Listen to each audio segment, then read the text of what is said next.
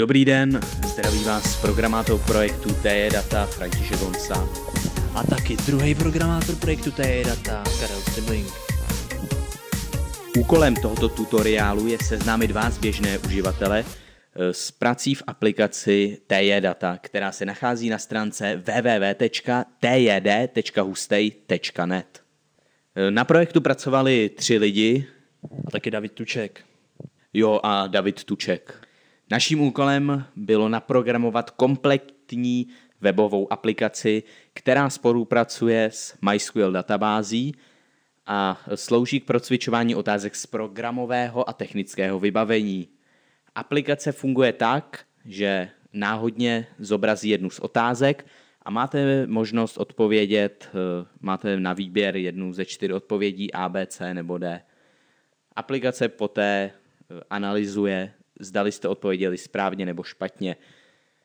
V aplikaci také můžete spustit test, který náhodně vybere 10 otázek z vybraného tématu a na konci zobrazí váš výsledek. Pomocí intuitivního rozhraní naší aplikace můžete jednoduše vložit otázku přímo do naší databáze.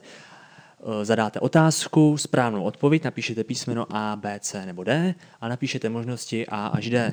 Otázka je potom okamžitě odeslána do databáze a od té chvíle na ní můžete narazit v testu nebo při prohlížení otázek. A tím se dostáváme k další funkci naší webové aplikace a to je prohlížení otázek.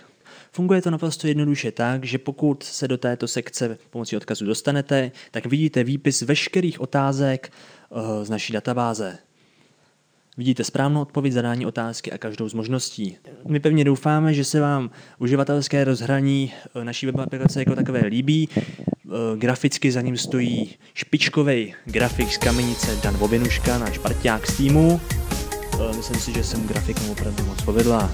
Loučí se s vámi Karel Stibling a taky František Honca a David Tuček a Daniel Vobinuška.